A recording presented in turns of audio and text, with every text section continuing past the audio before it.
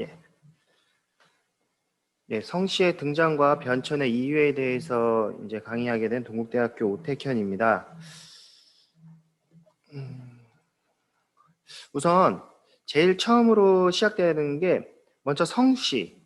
이 성씨가 과연 무엇인가? 그리고 우리는 언제부터 보편화되었는가에 대해서 먼저 살펴보려고 해요. 처음에는 지금 현재, 지금 누구든 이제 주변 사람들을 살펴보면 항상 앞에 성이 있습니다. 우리가 이제 우스갯소리로 친하면은 성을 빼고 부르지만 그래도 약간 이제 좀 거리감이 느낀다면 성을 붙여서 이제 이름을 얘기를 하기도 하는데요. 이때 성이 없는 사람들이 현재는 한 명도 없어요.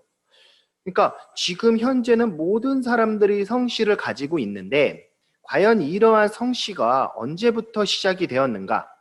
그럼 바로 직전이었던 조선시대. 조선시대에도 성씨가 보편적이었을까라고 이제 생각을 한다면 너무나 많은 사람들이 이제 뭐 개똥이 뭐 이렇게 불리는 어떠한 사람, 개똥이라고 불리거나 아니면은 뭐 돌쇠 뭐 이렇게 불리고 어찌 보면 그냥 대명사처럼 불리는 상황들도 상당히 많았단 말이에요. 그러면 조선시대에도 성씨가 보편적이진 않았지만 그래도 다른 시기보다는 상당히 많이 사용이 되고 있었다. 그렇다면 이렇게 많은 성씨가 사용된 거는 과연 언제일까? 한번 고려로 가볼까라고 생각을 한다면 성씨 사용의 본격적인 시작을 고려로 잡는 사람들이 상당히 많습니다. 그 이유는 왜냐하면 우리가 이제 가지고 있는 일반적으로 그 성씨 집단이 가지고 있는 족보라는 게 있는데요. 이 족보가 탄생된 게 고려시대이기 때문에 아마도 이 성씨라는 거는 고려시대 때 이미 이제 보편화된 거 아닐까, 아니면 확장된 거 아닐까라고 많이 이야기를 하고 있습니다. 그렇다면 고려시대 때 그렇게 보편화됐다고 한다면 고대에 있었던, 분명히 고대에도 성씨가 있거든요. 우리가 쉽게 이제 알 수 있는 사람은 이제 김춘추 같이, 김춘추, 김유신 같이 김씨 성씨를 가지고 있는 사람들이 존재를 하는데, 그럼 이 사람들이 가지고 있는 성씨는 과연 무엇이냐라고 하는 것을 이제 살펴보려고 합니다. 그리고 지금 보편화되지 않고 일부인 사람들만 고대에서 성씨를 가지고 있는데 과연 고대에서 성씨를 가지고 있었던 이유는 과연 무엇일까? 이게 국가의 어떤 위기 상황과 그 위기를 극복하는 상황 속에서 성씨가 등장했다라는 점에서 한번 이 내용들도 같이 살펴보도록 하겠습니다. 첫 번째는 중국에서 이제 성씨 문화, 우리는 이제 많이 보편화된 게 이제 고려시대 족보라고 얘기를 했는데 그 이전에 우리 주변에 있었던 중국에서는 성씨 문화가 어떻게 진행이 되었을까라고 하는 것을 살펴보려고 합니다. 우선 이 성씨라고 하는 것만 봐도 우리는 알 수 있는 게 뭐냐면 성, 씨, 이 두 개가 합성을 하는 거예요. 그냥 넌 성이 뭐니? 넌 씨가 뭐니? 아니면 넌 성씨가 뭐니? 이거를 지금 우리한테 물어본다고 하면은 자연스럽게 우리 가장 이름에서 앞에 있는 그 성씨를 얘기합니다. 그러면 이 성씨가 분명히 이렇게 보면 성도 그렇게 얘기를 하고 씨도 그렇게 얘기하고 성씨도 그렇게 얘기를 한다면 왜 이거는 합성어로 만들었을까? 분명히 합성어라는 거는 분명히 성이 어떠한 의미가 있고 씨가 어떠한 의미가 있다라는 것인데 과연 이것은 무엇일까라고 본다면 혈연적인 것, 제도적인 것이 나누어져 있었다라고 보시면 됩니다. 이거는 이제 조금 복잡하게 들어가서 제가 더 자세하게는 안 하겠지만 주나라 때 이 봉건제 사회에서는 자신의 이제 혈족에게 이제 봉건 땅을 나눠주기 시작해요. 즉 어떻게 되냐면 내가 전체적인 땅을 못 관리해. 관리하지 못하니까 내 주변에 내 가족들에게 땅을 주기 시작하는 거예요. 그 사람들이랑 같이 어떻게 보면 나라를 운영하고 있었는데 나라가 점점 커지니까 오히려 내 혈족, 내 피부치가 부족하게 되고 그 과정에서는 뭐 여러 가지 업적을 쌓았던 제도적인 어떠한 틀 속에서 새롭게 등장한 그러한 사람들에게 땅을 주기 시작합니다. 그러니까 혈연적으로 땅을 받은 사람, 제도적으로 아니면 뭐 업적으로서 뛰어나가지고 땅을 받은 사람, 이 두 가지의 땅을 받은 사람들이 생기게 되는 거고 그 땅을 받은 사람들에게 뭔가 특별한 것을 나눠주기 위해서 성과 씨라는 것을 나눠주게 되는 거예요. 근데 이 과정 속에서 제일 중요한 거는 혈연적인 것과 제도적인 거에서 혈연적인 거는 얼마 가지 못합니다. 왜냐하면 사회가 복잡해지게 되고 복잡하면은 그 복잡한 사회에 전문가가 필요하게 되는 것이고 그 전문가가 더 많은 사회를 구성하게 되는 순간 혈연적인 것보다 제도적으로 등장한 사람들이 훨씬 더 그 많은 요직을 차지할 수밖에 없는 것이고 그 과정에서 오히려 성과 시의 구분이 모호해지게 되면서 성시가 합쳐지게 되는 거예요. 그래서 이 성시가 합쳐진 것들이 바로 한반도로 들어오게 되는 겁니다. 그러면 여기서 중요한 거는 한반도에 들어온 건 알겠다. 한반도로 분명히 중국의 문화가 많이 들어오니까 한반도 들어오는 거는 이해한다. 그렇다면 과연 언제 들어왔느냐? 중국은 주나라라고 하는 정말 오래전부터 성씨가 있었는데 한반도는 언제부터 있었느냐? 이것을 얘기한다면 한반도는 언제 들어왔다. 들어온 시기는 알 수가 없어요. 왜냐하면 우리가 알 수 있는 기록은 중국에 남아있는 기록, 우리나라에 남아있는 기록, 일본에 남아있는 기록, 이 기록에 통해서 당시의 어떠한 상황들을 유추해 나가는데 그 유추할 수 있는 무언가가 없어요. 만약에 성씨가 들어오면 언제 성씨가 들어왔다. 언제 한반도로 전파됐다. 뭐 이런 내용이 있어야 되는데 그런 내용이 하나도 없습니다. 다만 어떤 내용이 있냐? 각 국가의 왕들의 이름이 나타나는 사례들이 확인이 돼요. 근데 그게 시점이 상당히 늦습니다. 처음에 백제는 372년 6월 백제가 사신을 보내 백제왕 여구라고 하는 정확한 백제왕의 이름이 쓰여 있어요. 그 근초고왕을 진동장군 영락락 태수로 책봉하였다. 여기서 이제 백제왕은 여구인데 이 여는요. 백제는 부여씨를 사용하고 있었고요. 이 부여씨의 축약인 여씨, 그 다음에 이름은 구, 그래서 여구가 백제왕의 이름이 되는 겁니다. 성과 이름이 되는 거예요. 422년에는 정동장군 고구려왕 고련, 장수왕입니다. 를 정동대장군으로 삼고 진동장군 백제왕 부여영을 진동대장군으로 삼았다. 여기도 확실하게 나오죠. 백제왕은 부여씨고 이름이 영이다. 근데 고구려는 매번 우리가 아는 고씨다 얘기를 하는데 이게 확실하게 중국에서도 이때 처음으로 등장을 하는 거예요. 고씨 련이라고 하는 사람, 이 고련이라고 하는 사람이 장수왕입니다. 시기가 한 100년 정도, 140년 정도 뒤에 565년 2월에는요. 신라 국왕 김진응을 사지절 동이교의 낭랑군공 신라왕으로 삼았다. 김진응은 진흥왕을 얘기를 합니다. 이렇게 왕의 성과 이름이 처음으로 등장하는 게 중국의 기록을 통해서 우리는 알 수 있는 거예요. 이게 중국의 기록이 왜 중요하냐면요. 우리가 막 삼국사기, 삼국유사 엄청 중요하다고 생각을 하고 있는데 삼국사기, 삼국유사 당연히 중요하거든요. 그런데 이 기록은요. 삼국이 멸망한 다음에 고려시대 때 쓰여져요. 심지어 삼국유사보다 삼국사기가 더 빨리 쓰여져 있는데 이 삼국사기는요. 묘청의 난, 이런 묘청의 난을 진압한 김부식에 의해서 쓰여져 가지고요. 거의 고려가 개국되고 나서 상당한 시간이 흐른 뒤에야 작성이 됩니다. 그래서 고구려 백제 신라의 어떤 상황을 정확하게 기록을 하기에는 조금 어려워요. 왜냐하면 기록이 다 남아있느냐, 그 기록을 가지고 봤느냐라고 해가지고 아니면 내가 어떠한 성향을 가지고 있느냐에 따라서 사서의 성격이 다른데 중국의 기록은요. 걔네들은 이제 자신들의 어떠한 왕들의 기록은 정말 자세하게 쓰겠죠. 우리 왕은 어땠고 몇 년도에 뭘 했고 막 이렇게 자세하게 씁니다. 그러면서 그 뒤편에는 중국의 중심이면은 그 주변에 있는 애들은 어떻게 살았을까라고 하는 내용들을 기록을 하는데 그때 고구려 백제 신라 기록이 있는 거거든요. 여기서 중국이 굳이 이 기록을 왜곡하고 이거 없던 얘기를 막 추가해서 쓸 필요가 있을까요? 안 써도 상관이 없어요. 중국 입장에서 보면. 그렇다면 이거는 고구려 백제 신라에서 분명히 존재하고 있었던 것을 중국인들이 듣고 이때 처음으로 사용을 하게 되는 거죠. 하물며 이 372년에 나오는 백제왕 여구라고 하는 건요. 오히려 중국 왕에 대한 기록을 기록한 내용에서 나옵니다. 그러니까 중국과의 어떠한 연관관계가 있는 상황 속에서 등장을 하게 되는 거예요.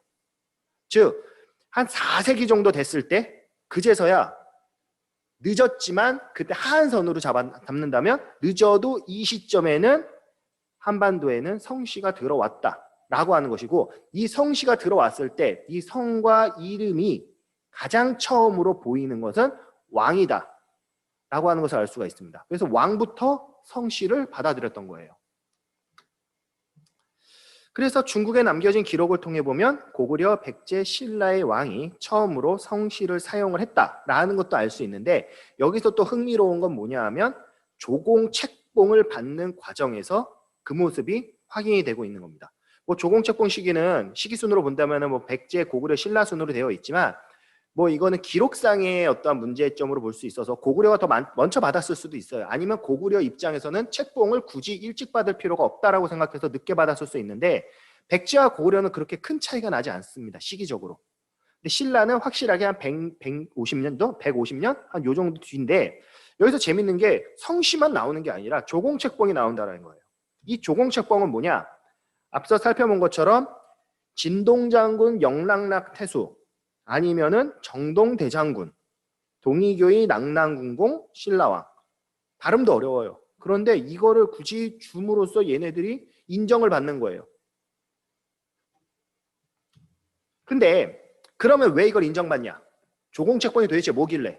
이 조공책봉을 우리가 왜 받아야 되며, 이때 왜 왕이 그동안 사용하지도 않았던 성이랑 이름을 그때서야 사용을 하느냐 라는 것을 이제 확인을 하면요, 우선 중국의 조공책봉 체제라는 것을 확인을 해야 돼요. 이 중국이라는 국가는요, 이제 인식이, 스스로 가지고 있는 인식이 되게 중요합니다. 어떤 인식이냐? 이름에서부터 우리는 알 수 있어요. 가운데 중. 가운데 중이고, 그 다음에 나라국이에요. 가운데 있는 나라예요. 가운데 있는 나라가 자신들이 빚을 받으려고 하고 자신들이 우뚝 쓰려고 한다면 자연스럽게 중국은 주변의 국가들을 누르거나 아니면 주변의 국가들을 발판 삼아서 자신이 우뚝 서야 됩니다. 그래서 이러한 방식으로 이제 중화주의 사상을 만들게 되고, 이 중화주의 사상에 입각해서 중앙, 당연히 중앙은 중국이겠고요. 그 다음에 주변부를 나눠서 세계를 구분합니다. 즉 중국이 바라보고 있는 세계는요, 중앙과 동서남북 4개의 오랑캐 집단이 존재를 해가지고 이 국가가, 이 세계가 구성된다라고 생각을 하는 거예요. 그러면서 자신들은 문명인, 주변국은 오랑캐, 이민족. 그렇기 때문에 문명인이 오랑캐들을 교화시키고 가르쳐줘야 된다라고 하는 무슨 의무의식이 있는 것처럼 이 사람들은 생각을 하고 있었어요. 고대의 중국에서는요. 완전히 다른 존재였던 거예요. 우리는 중국이고 너네는 오랑캐야. 뭐 나는 선생이고 너는 학생이야, 뭐 이런 개념처럼 나는 중국인데 너네는 오랑캐야. 나는 문명인인데 너네는 야만족이야. 이렇게 아예 딱 잘라가지고 구분을 시켜놓고 있었던 거예요. 오히려 걔네들이 기록한 기록에도 그렇게 나옵니다. 심지어 자신이 문명인이라는 걸 알려주고 싶어가지고 오랑캐를 뜻하는 글자를요, 있는 그대로 다 찾아요. 그래서 동서남북에 서로 다른 이름을 붙입니다. 동쪽의 오랑캐는 동이, 서쪽은 서융, 남쪽은 남만, 북쪽은 북적.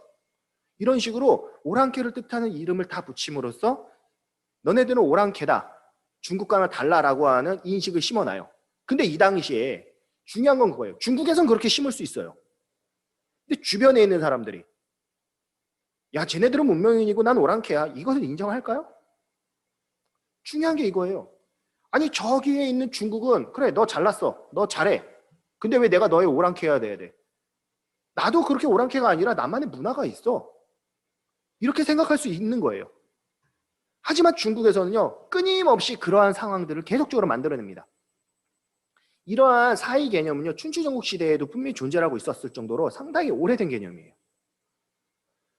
중앙과 지방은 차이가 있다는 걸 보여줘야 되고, 이 중앙과 지방의 차이가 있다는 걸 보여주려면 우선적으로 중앙이 우뚝 서야 되는 것이고, 중앙이 우뚝 서려면은 그 주변에 있는 사이들은 밑에 있어야 되는 것이고, 그 밑에 있는 애들이 나에게 조공을 바친다, 나에게 물건을 바친다면 거기에 대한 보답으로 책봉, 관직처럼 내려주는 거예요.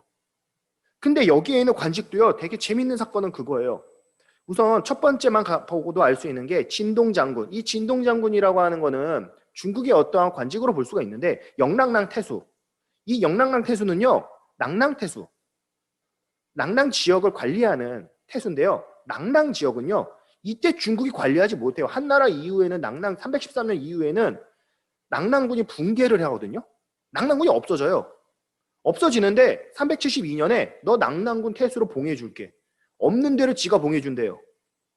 말이 안 되는 거예요. 말 그대로 허직이에요. 허직이지만 그래도 명목상 내가 너에게 관직을 내려주는 그러한 모습을 취하자. 그러면 주변에 있는 국가들은 이렇게 생각하죠. 어차피 없는데 뭐 네가 마음대로 하고 싶으면 해.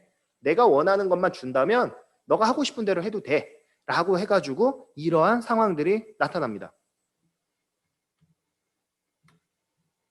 그래서 이제 백제 근초고왕 고구려에서는 장수왕, 신라의 진흥왕 때 조공책봉 체제를 받아들이게 되는 거예요. 근데 이 조공책봉 체제를 받아들이는 양상은 조금씩 다릅니다.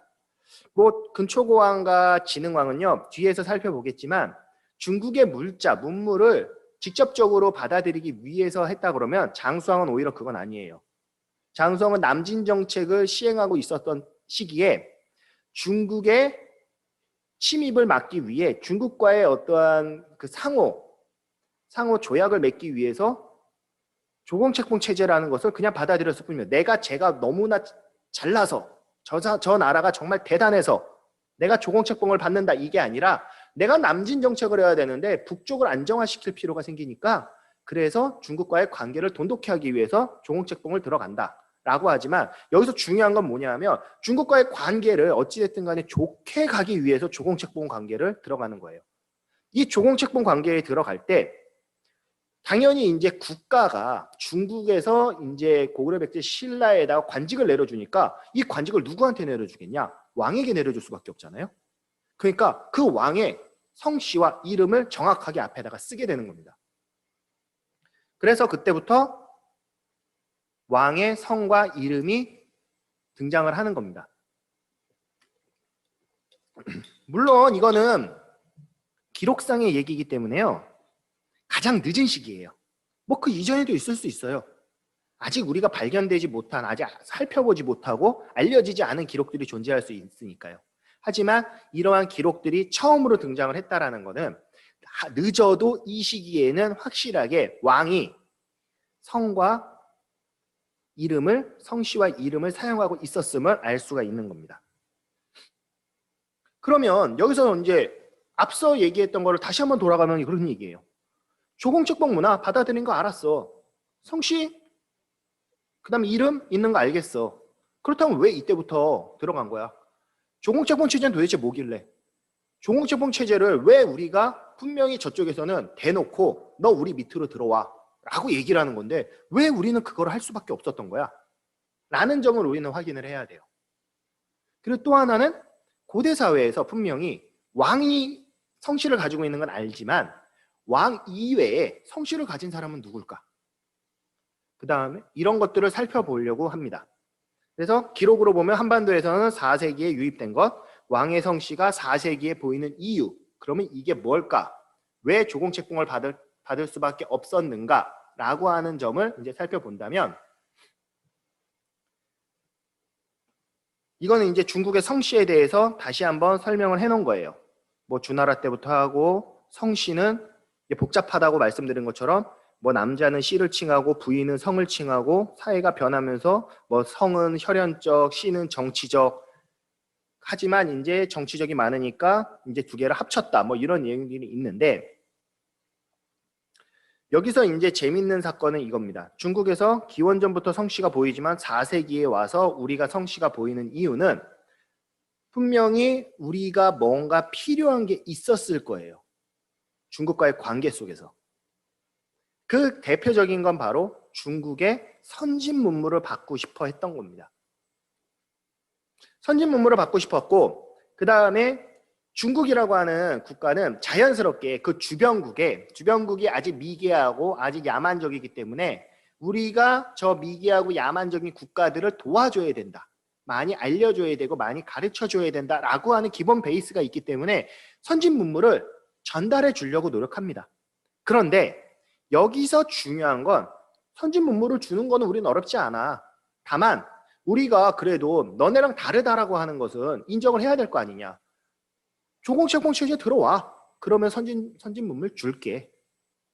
계속 이렇게 요구를 하고 있었던 거예요. 그러면 왜 하필이면 4세기 와서야 그 행동을 했느냐? 그럼 그전에는 선진 문물을 우리는 받아들이지 않았느냐? 그건 또 아니에요. 우리는 고조선 때부터 시작을 해가지고 중국의 문물을 계속 받아들입니다.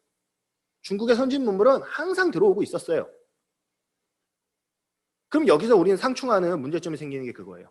아니 그럼 고조선 때부터 계속 받아왔으면 계속 받으면 되지. 왜 이때 와서 조공책봉 체제에 들어가는 거야? 왜 우리는 머리를 숙이면서 저기 중국의 조공책봉 체제에 들어간 거니? 그것도 4세기에 이렇게 얘기할 수 있는 거며, 또 하나의 질문은 그럼 왜 하필이면 4세기냐? 들어간다고 하면 그 이전부터 만약에 조공책봉 체제 들어간다고 한다면 그 이전부터 들어가도 되잖아. 근데 왜 하필이면 4세기야? 라고 하는 질문을 해결을 해야 돼요. 여기서 이제 중요한 건 디아스포라라고 하는 겁니다. 이 디아스포라는요, 막 이주 막 열심히 한다는 거예요. 쉽게 얘기하면. 나 여기로 이주할 거야. 즉 어떤 개념? 내가 지금은 한국인이지만 만약에 상황이 너무 안 좋으면 다른 나라로 가서 살 수도 있는 거예요. 나의 국적이라는 개념이 이게 맹목적이지가 않은 거예요. 모호한 거예요. 이 디아스포라가 생길 수밖에 없었던 거는 바로 중국의 상황들 때문입니다. 중국은 이제 우리가 알고 있던 뭐 춘추 전국시대가 끝나고 나면 진나라, 진시황에 의해서 통일이 됩니다. 진시황에 의해서 통일이 되는데 진시황이 너무나 가혹하게 하니까 한나라가 돼요. 근데 한나라가 이제 하고 난 다음에 잠깐 동안에 신이라는 나라가 있었고 후한 하고 난 다음에 우리가 잘 알고 있는 위초고 삼국지가 됩니다.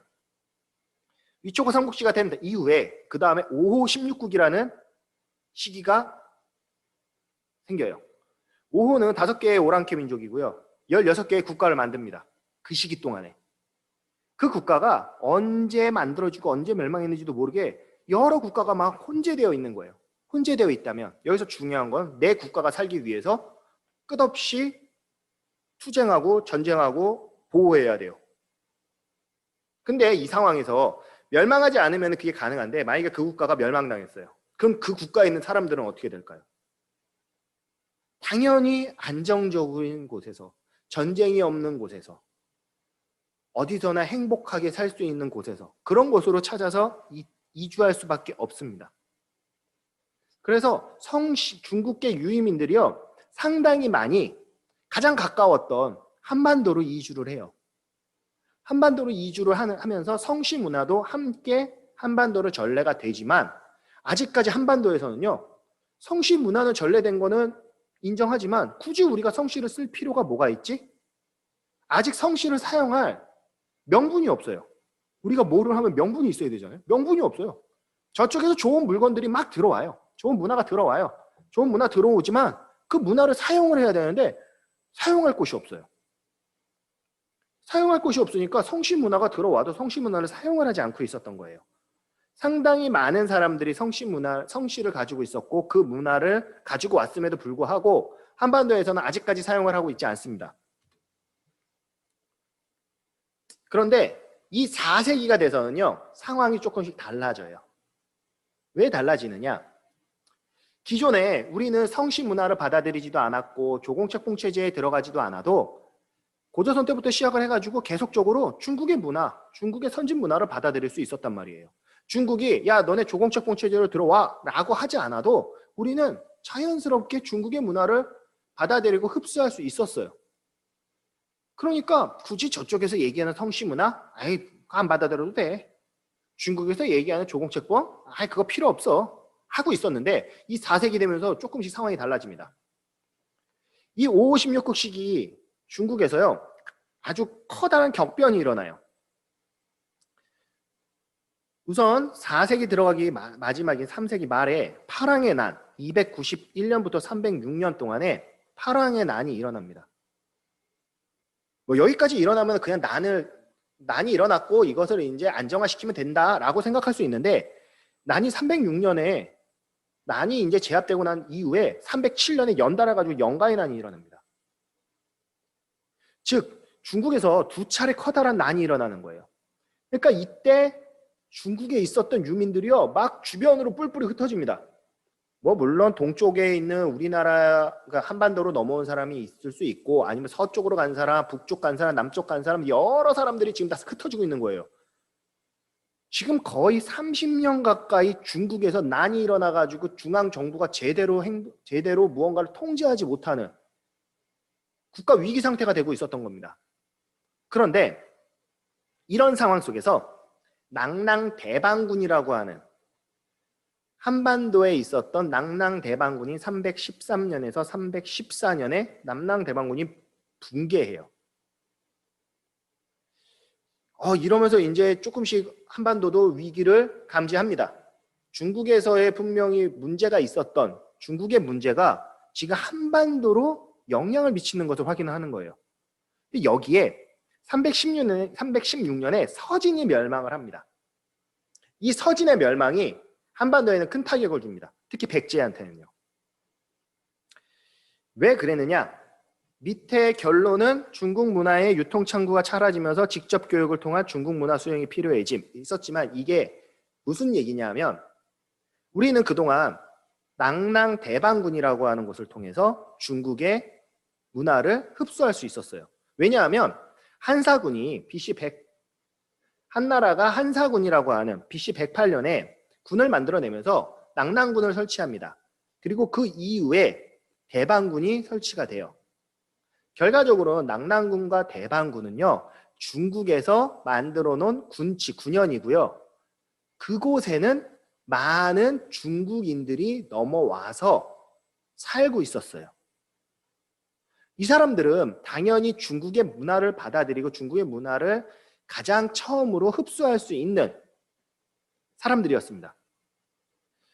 이 낭낭대방군의 위치는 현재 평양으로 추정이 되고 있고요. 평양에서 여러 가지 유물이 나오고 있으니까 이 평양으로 중국의 선진 문물들이 들어오면 자연스럽게 평양을 둘러싸고 있었던 위쪽의 북쪽의 고구려, 남쪽의 백제는 중국의 선진 문물을 쉽게 접할 수 있는 구조였던 거예요. 그래서 중국이 아무리 조공책봉 체제에 들어와라, 뭐 해라, 뭐 해도 안 들어도 돼요. 왜냐?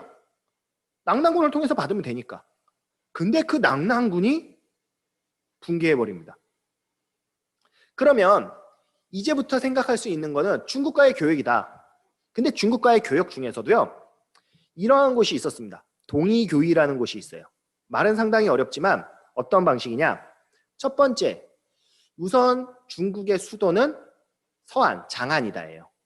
이 장안은요, 비행기를 타고 지금 가면 3시간 반 걸립니다. 우리가 부산까지 가는데 한 50분 정도 걸린다고 하면 그게 한 450km? 500km 된다고 하잖아요? 1시간 걸린다고 칩시다. 그렇게 쳐도 3시간 반을 비행기 타고 정말 직선거리로만 간다고 해도요, 그 거리는 벌써 3,500km 정도 돼요. 그러면 우리가 중국의 문물을 받아들이기 위해서 3,500km 직선거리예요. 분명히 왔다 갔다 거리면 더 늘어나겠지만 3,500km를 가야지만이 중국의 문화를 받아들일 수 있어요. 너무 힘들어요. 오히려 가다가 포기할 수 있어요. 그런데 중국에서는요, 각각 주변부 지역에 어떤 걸 만드냐면 교위라는 것을 만들어 놔서요, 어떤 거냐, 그 지역의, 그러니까 동이교회는 동쪽에 있는 오랑캐들을 교화시켜라. 그러면서 이쪽에서 교화의 목적 플러스 통치의 목적으로 동이교회를 동쪽에다 설치해 놨어요. 이 동이교회를요, 한나라 때 설치를 했는데 한나라의 제도와 성격을 서진이 받아서 그대로 운영하고 있었던 거예요. 이렇게 운영을 하면 예전에 원래 성격이었던 동쪽의 오랑캐들을 교화시켜라 라고 하는 성격이 있기 때문에 다행히도 백제는요, 원래는 낭낭대방군과 동이교의에서 중국 문화를 수용했지만 낭낭대방군이 313년에 멸망을 하고 난 다음엔 동이교의를 통해서 교육을 할 수 있으니까 굳이 뭐 다시 또 조공택복체제에 아직까지는 들어갈 필요가 없는 거예요. 그런데 316년에 서진이 멸망합니다. 서진이 멸망을 하고요. 이 동이교의를 누가 차지하냐면요. 모용선비라고 하는 선비족이, 그러니까 오랑캐 집단이에요. 오랑캐 집단이 차지를 해요. 오랑캐 집단이 차지하면 이 오랑캐 집단이 중국의 선진 문물을 전달해 줄 수 있겠어요? 전달해 줄 수 없죠. 그러니까 오랑캐 집단이 아닌 한족이라면 중국의 선진 문물을 전달해 줄 수 있는데 오랑캐 집단이 이름만 그대로 가져간 기구를 가져갔을 땐 원래 한나라가 동쪽의 오랑캐를 교화하고 가르쳐줘라 라고 하는 목적을 이 오랑캐 집단은 정확하게 수행할 수가 없는 거예요. 수행할 수 없으면 백제 입장에서는 어떻게 될까요? 너무나 자연스럽게 중국과의 교역, 중국의 선진 문물을 받아들일 수 있는 창구 다 닫혀버리는 겁니다. 중국의 선진 문물은요, 백제인들이 봤을 때 엄청나게 중요합니다. 심지어 이 중국의 선진 문물을 가지고 있느냐 없느냐에 따라서 그 무덤의 성격도 달라지고요. 그것을 가지고 있는 사람의 지위도 달라져요. 중국제 도자기가 만약에 들어온다. 얘네들은 환장합니다. 심지어 너무 좋아서 난 그게 너무나 내 지위를 나타내는 거야 라고 생각을 했기 때문에 무덤에도 집어넣을 정도로 중국의 문화, 중국의 어떠한 물건들에 대해서 열광적인 지지를 보내고 있었던 백제인데 지금 낭낭대방군이 붕괴되고 서진이 멸망하면서 그거를 받아들일 수 있는, 중국의 문화를 받아들일 수 있는 창구가 다 닫혀버린 거예요. 다 닫히니까 이 사람들은 살 수 있는 방법이 없는 거죠. 중국의 문화를 받아오려면은 3,500km 그냥 가야 돼요. 생으로 가가지고 나 중국의 문화를 줘. 이렇게 해야 됩니다. 근데 이때 중요한 건 그거죠. 처음에는 그냥 중국의 문화를 전파해주는 창구들이 있었으니까 그 창구를 통해서 2차적으로 이게 받으면 되는데 이제 2차 창구가 없단 말이에요. 1차적으로 중국과 직접 교육을 해야 된단 말이죠. 그러면 중국은 교육을 하기 위해서 우리에게 요구를 할 수밖에 없습니다. 교역? 오케이, 쭉 해줄게. 그런데 그러려면 너 조공책봉에 들어와. 조공책봉에 안 들어가고는 중국의 선진 문화를 받아들일 수 없는 상황이 돼버립니다. 근데 역사가 재밌는 건 뭐냐면 얘네들은 중국의 선진 문화를 받아들였을 때와 중국의 선진 문화를 받아들이지 않았을 때 국가의 발전과 국가의 안전이 차이가 있다는 것을 이미 한번 경험했어요.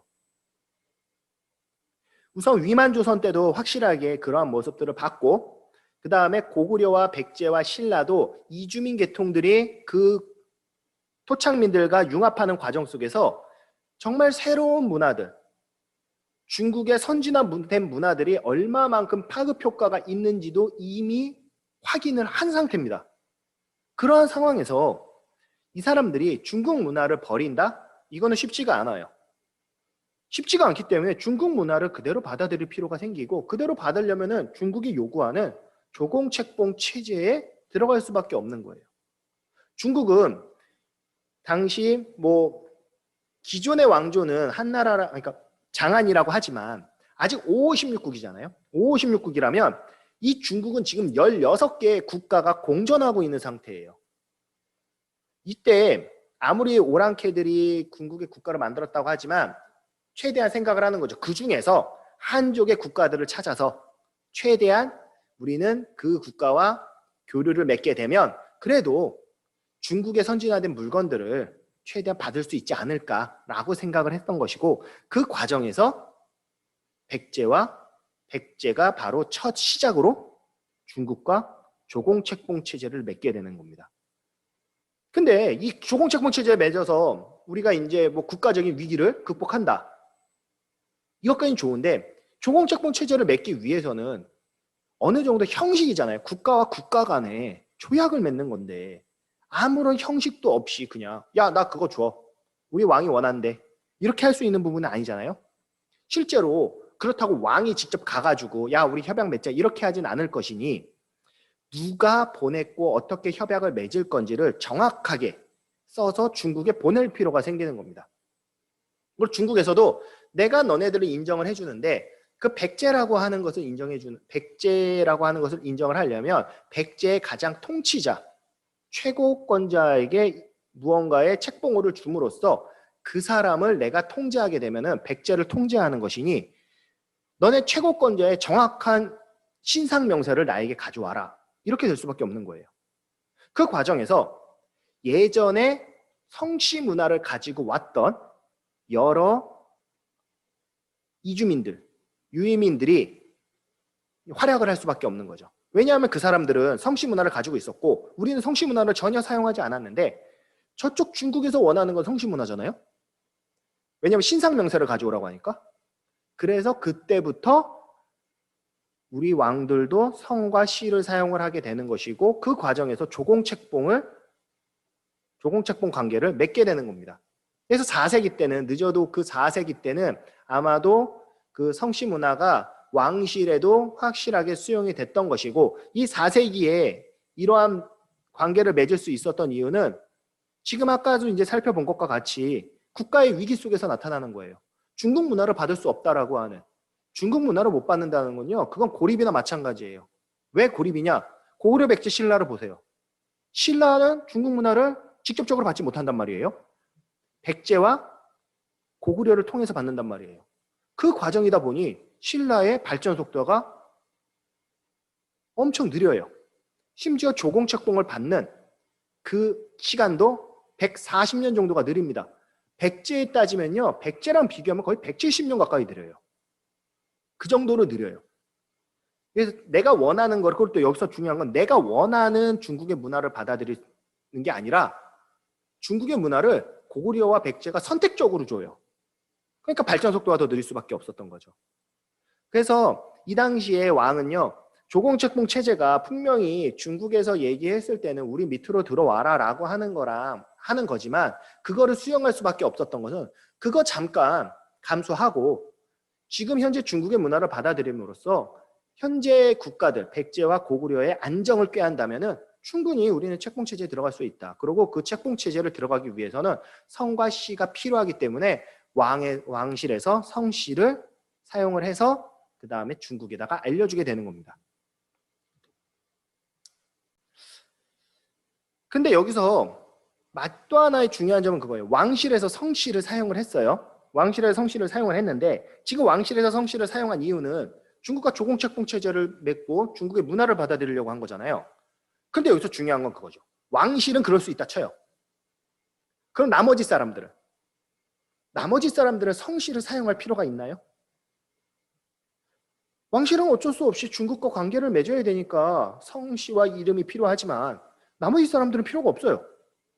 그러다 보니까 성씨의 활발한 유통으로까지는 이어지지 못합니다. 근데 활발한 유통은 안 되더라도 양산은 돼요. 확대는 돼요. 어떤 식으로 확대가 되느냐? 왕에 의해서 성씨가 알려져요. 야, 왕도 이제 중국처럼 성과 씨를 사용한대. 그럼 성씨를 사용한다는데 그럼 우리도 왕처럼 따라가야 되지 않을까? 라고 하는 게 귀족들 사이에서 퍼지게 됩니다. 그래서 성씨가 왕과 귀족을 중심으로 전파, 확대가 돼요. 그래서 대부분이 남겨져 있는 기록은요. 왕족 관련해서 성씨가 남겨져 있고요. 또 하나는 왕족에게 가장 큰 업적을 남긴, 그 국가의 큰 업적을 남긴 사람들에게 성씨가 남겨져 있어요. 즉, 이 성씨의 확산은요. 왕족 위주와 그 다음에 국가의 발전을 위해서 큰 업적을 남긴 사람을 우선적으로 해서 성씨가 남겨지게 되는 겁니다. 그러면서 왕족과 업적을 남긴 사람이니까 이건 특권계층이라는 걸 정확하게 보여주게 되는 거예요. 나머지 사람들은 성씨를 못 쓰게 하는 거죠. 그리고 실질적으로 성씨가 없어도 이 사람들은 살아요. 성씨가 필요 없어요, 현재. 그래서 왕도 그 귀족들을 나눌 때 정말로 큰 업적을 남긴 사람들에게만 성을 남겨주기 시작합니다. 특히 김유신 같은 경우가 그러한 경우 중에 하나예요. 김유신 가문은 신김씨라고 해서 원래 김씨는 그 신라 왕실이잖아요. 근데 김유신도 김씨잖아요. 그렇게 되면은 문제가 되니까 여기서 신김씨라고 해가지고 새로운 김씨에서 김유신 가문들을 신김씨로 칭해줍니다. 이러한 방식으로 귀족들을, 관료들을 통제하기 시작하는 거예요. 그런데 이 백제는 좀 다릅니다. 왜냐하면 그 556국이라고 하는 시대가 일어났을 때 많은 사람들이 한반도로 넘어왔지만 실질적으로 고구려로 넘어간 사람들이랑 백제로 넘어간 사람들 중에서 백제로 남아간 사람들이 그 원형을 훨씬 더 많이 가지고 있어요. 왜냐하면 고구려는 아직까지는 자신들만의 시스템이 구축이 되어 있었고 그 다음에 중국과 직접 맞닿아 있기 때문에 그렇게 크게 중국의 문화의 수용을 걱정할 필요가 없었거든요. 그러니까 자연스럽게 556국에서 이주해온 사람들을 고구려화 시켜도 됐었습니다. 그런데 백제로 넘어온 사람들은 그게 아니에요. 처음에는 이 사람들을 백제화 시키려고 하는데 시간이 지나면서 이 사람들을 사용할 필요가 생기는 거예요. 이 사람들을 사용을 해서 중국과 교역을 해야 되고 중국에서 사용하고 있었던 문화를 받아들여야 되고 그 문화를 통해서 중국에게 더욱더 많은 것들을 요청해야 되고 이 사람들이 필요하게 되는 겁니다. 그래서 그 사람들의 어떠한 그 생활 방식들을 최대한 인정을 해주기 시작을 해요. 인정을 해주기 시작하니까 이 성씨 중에서도요, 독특한 성씨가 나타납니다. 그것이 바로 복성이에요. 지금 우리 사회에서도 보면 대부분이 여러분들이 글자가 성씨가 하나예요. 뭐 간혹 가다가 친구들이 두 글자의 성씨가 있는데 그 두 글자 성씨가 그렇게 흔하지는 않습니다. 그런데 이 백제에서는요, 두 글자 성씨가 상당히 많아요. 이 두 글자 성씨는요, 지역명을 많이 사용을 합니다. 그 지역에 있었던 사람들. 뭐 부여씨는 내가 부여에서 나왔기 때문에 부여씨다. 아니면 흑치씨는 내가 흑치 지역을 분봉받아서, 그러니까 흑치 지역 땅을 내가 받았기 때문에 내가 흑치 지역을 다스리고 있어서 나는 흑치씨다. 이러한 방식으로 뭐 지역명을 사용하는 사례들이 많습니다. 그런데 이것도 국가의 위기 속에서요, 이거를 인정해 줄 수밖에 없었던 거예요. 지금 이렇게 지역명을 사용을 하게 되면은 성씨를 통한 통제를 할 수가 없어요. 고구려와 신라에서는요, 성씨를 통한 통제가 가능합니다. 왜 가능하느냐? 왕실과 업적을 남긴 애들만 성씨 주면 되는데 이 백제는 그게 아니에요. 그러니까 자기가 그냥 그 지역에 살면 자기 마음대로 성씨를 사용을 해요. 근데 얘네들을 통제할 수가 없어요. 왜냐? 얘네들로 인해서 지금 현재 중국의 문화를 받아들이기 어려운, 아니면은 일본과 교역을 하기 위해서 여러 가지 문화를 전파해 줄 수 있는 이러한 역할들을 얘네들이 하고 있었기 때문에 얘네들까지 통제해버리면 얘네들이 만약에 나 못해? 나 너네들이 원하는 거 안 해? 이래버리면 백제의 입장에서는 난감할 수밖에 없어요. 첫 번째는 그러니까 일본과의 교역이 끊길 수도 있는 것이고, 두 번째는 중국의 문화를 제대로 받아들이지 못하는 거예요. 그렇기 때문에 이 사람들을 인정해 줄 수밖에 없었고, 인정해 주다 보니까 백제에서는 두 글자로 된 성씨들이 상당히 많이 보입니다. 또 이 사람들이 이렇게 성씨를 두 글자로 하다 보면 그래도 나 대빵하고 싶어. 나 좀 뭔가 강력한 세력을 유지하고 싶어. 너네들 강력한 세력인 거를 인정해주면 안 되겠니? 라고 하는 개념을 만들어낼 수 있는데 그 개념이 바로 대성팔족이라는 거예요. 고구려랑 신라에는 없어요. 고구려랑 신라에는 그냥 뭐 열심히 했던 뭐 장군이 있었다, 김씨했다, 막 이런 얘기들은 있어도 그 국가에 정말로 커다란 대성을 가지고 있는, 그러니까 유력한 귀족 가문인 8개가 존재했다. 이런 얘기는 없거든요. 근데 이 얘기가 중국 기록에 또 쓰여 있어요.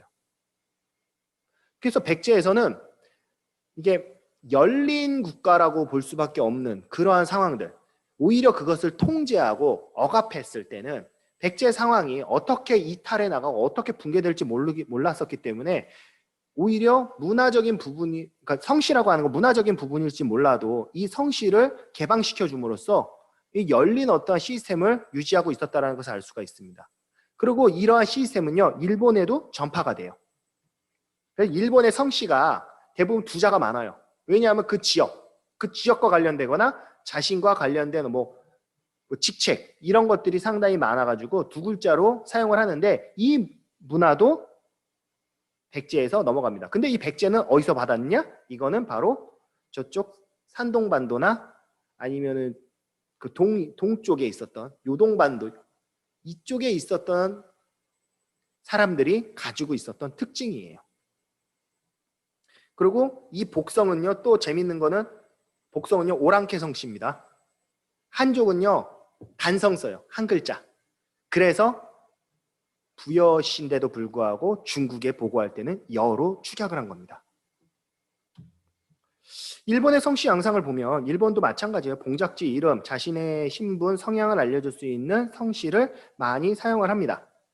근데 이렇게 많이 사용을 하면 너무나 많은 성씨들이 존재를 할 것이고 그 성씨들이 결국에는 오히려 왕권을 위협할 수 있으니까 일본에서는 팔색성이라는 걸 지정해요. 8개의 성씨를 또 성씨 집단을 지정을 하는 겁니다. 백제랑 똑같아요. 대성팔족을 지정을 하는 거예요. 즉 8개의 성씨를 대표 성씨로 만들어 놓고 나머지 성씨를 대표 성씨보다 아래인 성씨로 만들므로써 오히려 아래에 있는 성씨들이 위로 올라오지 못하도록, 왜냐하면 위로 올라오면 대표 성씨가 하나가 빠져야 되잖아요. 그것을 원치 않으니까 오히려 국가에서도 대표로 인정된 성씨가 아닌 집단을 관리하는 것은 당연하지만 대표로 인정된 성씨 집단이 대표로 인정되지 않은 성씨 집단을 관리하는 그러한 시스템도 만들어내게 되는 거예요. 그래서 성씨를 통해서 사회 통제가 가능하다는 것을 알려줍니다. 즉 이 사회 통제는요, 귀족들 사이에서도 계급을 나눌 수 있다는 거고요. 또 하나는 성씨를 갖지 못한 사람들, 이 사람들과 성씨를 가진 사람들만의 어떠한 계급도 똑같이 나눌 수 있다는 것을 알 수가 있는 거예요. 이 성씨라는 건 상당히 이제 복잡하고 다양한 상황 속에서 이제 나타날 수밖에 없습니다. 왜냐하면 모든 집단은요, 성씨를 사용하지 못해요. 지금까지 살펴본 거와 같이 모든 집단에서 성씨를 사용한다는 거는 말이 안 됩니다. 지금 우리는 계급이 없어요. 계급이 없기 때문에 어떤 성씨를 가지고 있다고 해서 그 성씨가 가지고 있는 의미가 엄청나게 뛰어나다 이런 건 없습니다. 하물며 막 김씨, 이씨, 박씨, 뭐 최씨 가장 많은 인구수를 보유하고 있는 성씨가 있다라고 하지만 그 성씨 집단이 우리가 가장 많은 이 대한민국에서 가장 많은 성을 보유하고 있어. 그렇다고 이 사람들이 어깨에 힘을 딱 주고 막 떵떵거리면서 그런 얘기를 할 수 있나요? 그거 못해요. 그것이 의미가 없어요. 누구나 다 가지고 있는 이름이고 누구나 다 가지고 있는 성씨예요. 근데 그게 무슨 의미가 있겠습니까? 근데 여기서 중요한 건 뭐냐면 이 당시에 있는 사람들은요, 모든 집단이 성씨를 사용하지 않았다라는 게 중요해요. 그럼 성씨 가지고 있는 사람들은 당연히 중요할 수밖에 없는 거예요. 그러면 성씨 못 가진 사람들은 당연히 너는 성씨 못 가졌으니까 나보다 아래야. 이런 개념을 할 수 있는 겁니다. 그리고 성씨는 왕이 귀족을 통제하기 위해서 사용하는 것이 일반적이지만 오히려 이게 아래로 대물림되는 것처럼 왕이 귀족을 통제하는 방식으로 귀족들이 또 백성들을 통제하는 방식으로 성씨를 사용해요. 이거는 성을 내려준다라는 게 아니라 성이 있고 없고.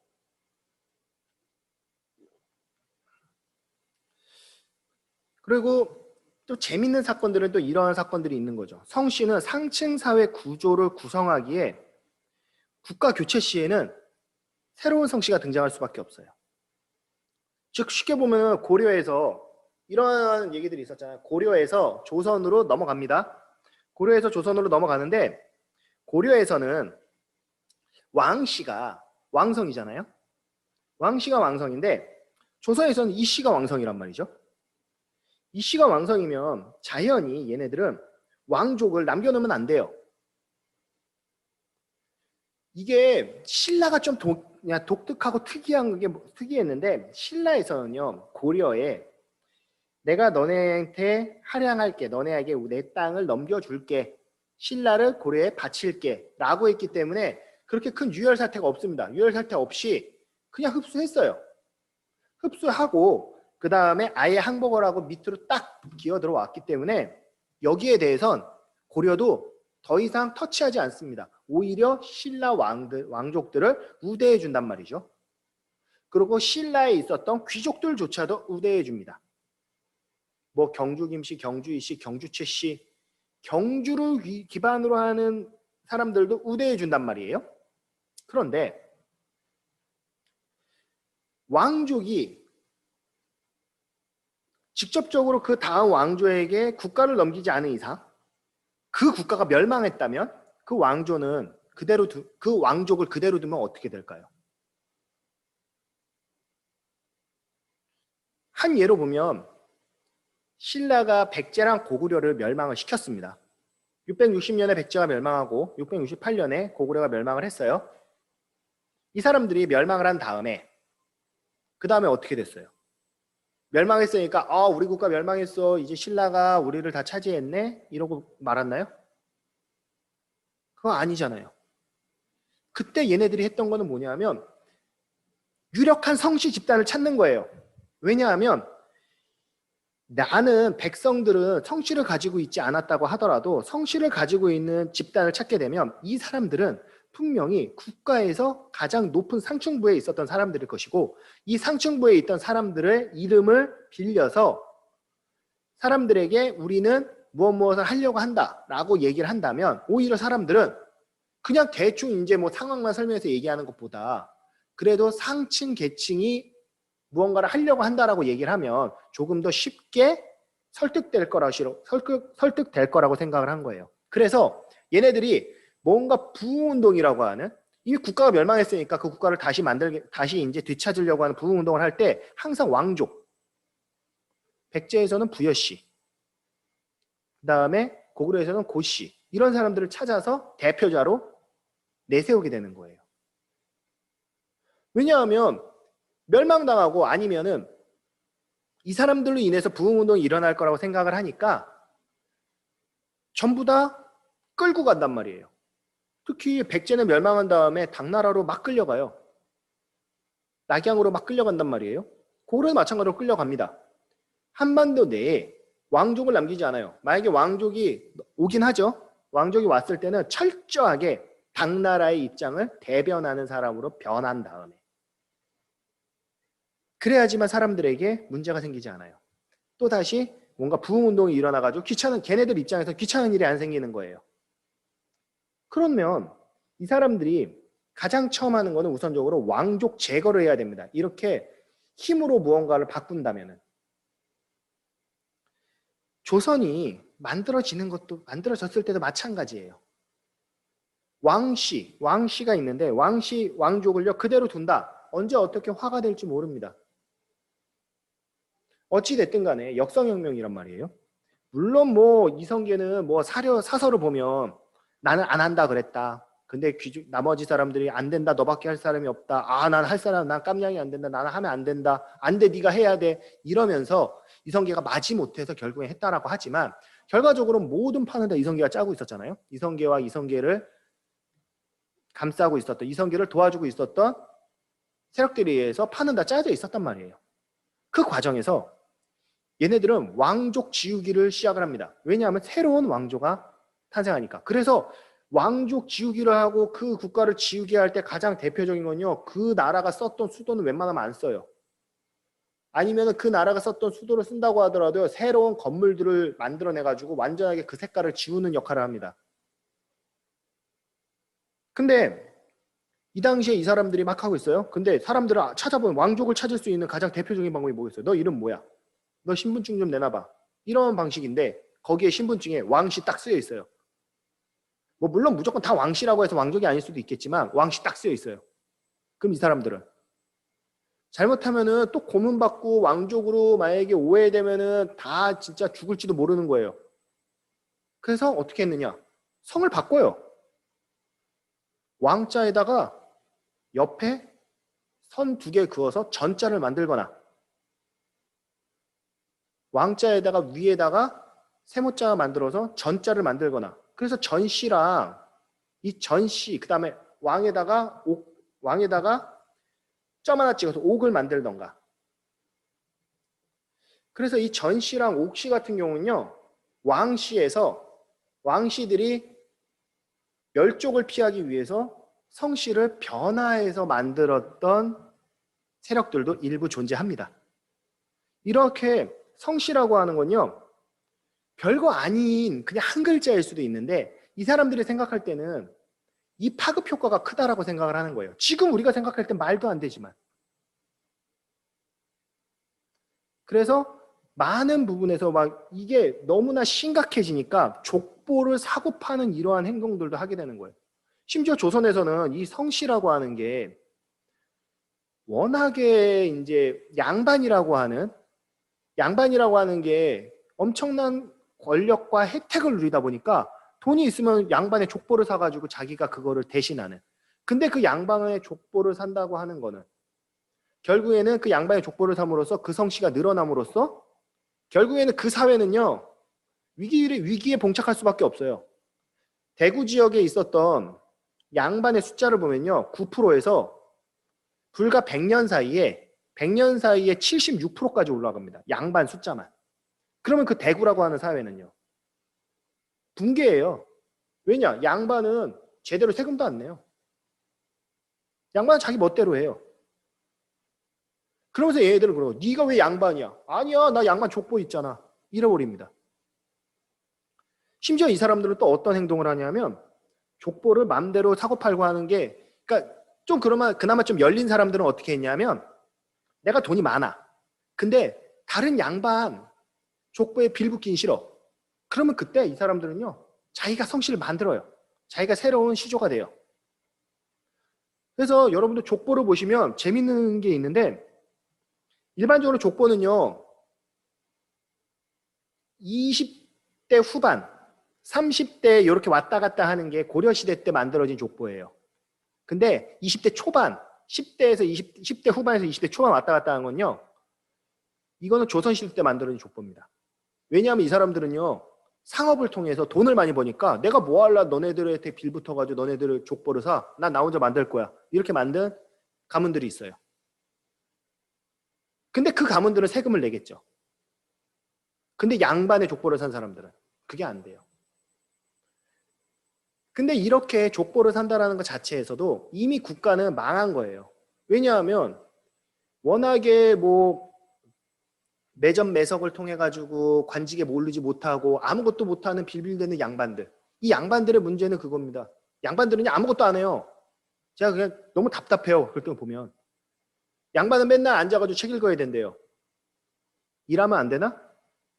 일 좀 열심히 해야 하면 이게 양반의 역할이 아니래요.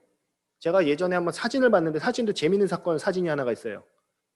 군대에서 만약에 군대 교육을 받는데 군대 교육을 하게 되면 만약에 뭐 뛰어 이렇게 하잖아요. 그거 뛰질 않아요.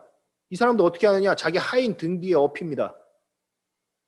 이게 양반의 행태였어요. 근데 이 사람들이 먹을 게 없으니까 족보를 파는 거예요.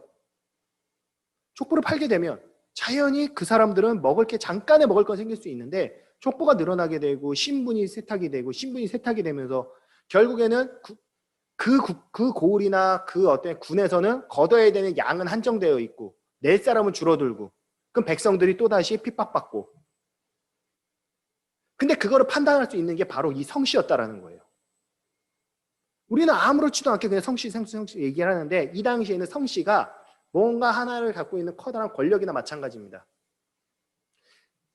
그나마 백제만 조금 특이해가지고 성씨가 이상한 건데 나머지들은요. 이 성씨를 가지고 있는 사람들은요. 대단한 사람인 거예요. 그리고 만약에 족보가 없어요. 우리 집에 족보가 없는 상황이에요. 양민들은 거의 다 족보가 없어요. 양민들은 족보가 없는데 양반이 아닌 이상 없는데 족보가 없으면 이 사람들은 자기 성을 가질 필요가 없어요. 그냥 이름 부르고 하면 돼요. 자기 자식도 그냥 뭐 첫째, 둘째, 셋째, 넷째 그냥 내가 부르기 편한 대로 그냥 해놓으면 돼요. 우리 할머니, 할아버님의 조남이 정말 촌스러운 이유도 그런 이유예요. 그냥 일을 까먹지 않으면 돼요. 그때는 왜 그러느냐? 정말 성씨라고 하는 게 내가 가지고 있는 기득권과 권력층을 보여주지 않는 이상은 굳이 성씨가 필요가 없는 거예요. 필요에 의해서 성씨가 사용되고 있다는 것을 알 수가 있는 겁니다. 그래서 지금 과거에서부터 시작을 해가지고 현재까지의 어떤 성씨 개념을 계속적으로 본다면 필요에 의해서 만들어졌는데, 이 필요에 의해서 움직이고 있었을 때 특히 우리나라의 성씨가 4세기 후반에 들어올 수 있었던 이유는 말 그대로 우리가 진짜 잘못하면은 붕괴할 수 있기 때문에 어쩔 수 없이 성과 씨를 받을 수밖에 없었던 그런 상황인 거예요. 백제는 중국 문화를 받아들일 필요가 있었고, 고구려는 북쪽에 있는 세력들이 더 이상 고구려의 국경을 침범하지 못하게 할 필요가 있었고, 신라는 진흥왕 때 급격하게 성장을 해야 됐고, 그 성장 속에서는 중국의 문화를 직접적으로 다이렉트로 받아서 자신들이 필요한 문화를 얻을 필요가 생겼고, 그 과정 속에서 성씨를 받아들일 수밖에 없었던 그러한 상황인 거예요. 그러니까 아무 이유 없이 우리가 성씨를 가지고 있었다는 게 아니에요. 그리고 그렇게 받아들인 성씨도 고대에는 거의 성씨가 없었고, 그나마 고려시대에 와서는 족보라고 하는 게 만들어졌어요. 이 족보도 만들어진 건요, 왕건이 워낙에 많은 사람들에게 혜택을 받았잖아요. 그 혜택 받은 집안에 대해서 인정해주기 위해서 그 집안을 너는 어디에 무슨 씨, 너는 어디에 무슨 씨, 이렇게 이렇게 해주기 시작해서 만들어진 거예요. 그것들이 확장이 되기 시작하면서 조선시대 때는 그러한 족보가 있어야지만 양반이 될 수가 있었던 것이고, 그 양반이 가지고 있는 그 권리가 어찌 보면은 성과 족보라고 하는 그 하나에서 나온다라고 하는 거예요. 아무리 시골에 처박혀 있고 돈이 없다고 하더라도 나 양반이야, 나 이러한 족보야, 나 이러한 가문이야, 이거 하나만 가지고 있어도요, 그 사람은 양반이에요. 뭘 어떻게 하든 간에. 그래서 이게 이 성씨가 별거 아니더라도 조선시대까지는 딱 한 글자이지만 그 사람을 규정짓는, 어떻게 보면은 우리가 계속 뚫지 못했던 유리천장과 같은 역할을 했던 게 바로 성씨라고 보시면 될 것입니다. 하지만 현재는 그렇지 않죠. 모든 사람이 가지고 있는 성씨이기 때문에. 이것도 성씨가 바뀐 이유도요, 창씨개명 때문입니다. 창씨개명 하니까 야 이러면서 다시 우리나라 거로 돌리다 보니 여러 성씨들이 다 이제 이름을 갖게 되는 거예요. 이름 없었던 사람들도 이름을 다 하나하나씩 갖게 되고, 그렇게 하나하나씩 갖게 되니까 더 이상의 신분 계급이 필요가 없어지게 되는 거죠. 그래서 성씨라는 게 지금 우리가 알고 있는 것처럼 누구나 가질 수 있고, 아무런 그 계급을 나타내지 않는 그러한 방식으로 변한 거는 광복 이후라고, 그때라고 보시면 될 것입니다. 예, 여기까지 강의하도록 하겠습니다.